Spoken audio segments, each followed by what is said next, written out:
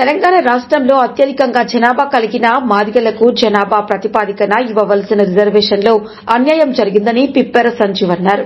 33 లక్షల జనాభా ఉన్న మాదిగలకు 11% రిజర్వేషన్ ఇవ్వాల్సి ఉండగా రేవంత్ రెడ్డి ప్రవేశపెట్టిన బిల్లులో 9% ఇవ్వడాన్ని తీవ్రంగా వ్యతిరేకిస్తున్నామని అన్నారు. నిజామాబాద్ జిల్లా సిరికొండ మండల కేంద్రంలో ఎంఆర్పీఎస్ మండల నాయకుల ఆధ్వర్యంలో మండల మాదిగలతో అంబేద్కర్ నుండి తెలంగాణ చౌరస్తా వరకు డప్పుల ప్రదర్శన కార్యక్రమాలు నిర్వహించారు.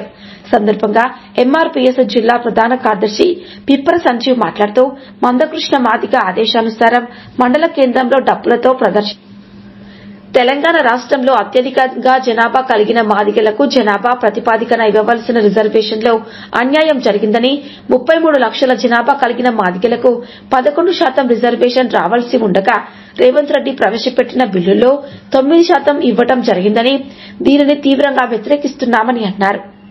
30 సంవత్సరాల నుండి మాదిగలు తీవ్రంగా నష్టపోయారని అందులో మాలో ఉన్న ఆధిపత్య పోరుతో మాలలు ముందుకు పోయారని మాకు ఇచ్చే రిజర్వేషన్లో 2% తగ్గించడం అన్యాయమని అన్నారు. దీనిని చట్టసభల్లో ఎలాగైనా సవరించి మాదిగలకు 2% రిజర్వేషన్ పెంచాలని డిమాండ్ చేశారు.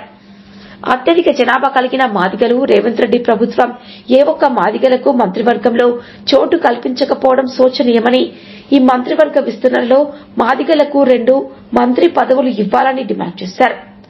మాదిగ ఉపకులాలకు ఏబీసీడీగా మాత్రమే వర్గీకరించాలని అన్ని ఉపకులాలకు సమన్యాయం చేయడమే మందకృష్ణ మాదిగ లక్ష్యమని అన్నారు. కార్యక్రమంలో ఎంఆర్పీఎస్ మండల అధ్యక్షుడు దీపక్, జిల్లా ప్రధాన కార్యదర్శి సంజీవ్, బోడ గణేష్, మండల మాదిగ నాయకులు పాల్గొన్నారు. ట్రిపుల్ ఆర్ న్యూస్ ప్రతినిధి ఎం ప్రకాష్, మండలం సిరికొండ, జిల్లా నిజామాబాద్.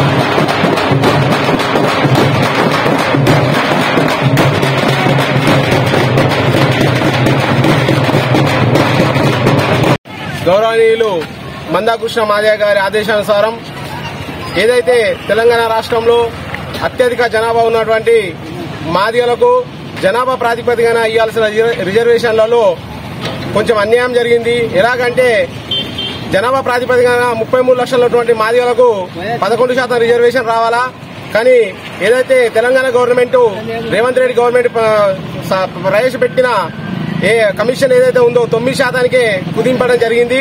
దాన్ని మేము తీవ్రంగా వ్యతిరేకిస్తున్నాం. ఎందుకంటే ఇప్పటికే మేము చాలా మోసపోయినాం. గత 30 సంవత్సరాల నుంచి మా మాదిగ జాతి వెనుకబడడానికి కారణము మాలో ఉన్నటువంటి ఆధిపత్య పోరులో ముందుకెళ్లిపోయారు మాలలు. మళ్లీ మాకు ఇచ్చే రిజర్వేషన్ లో కూడా 2% తగ్గించడం చాలా అన్యాయము.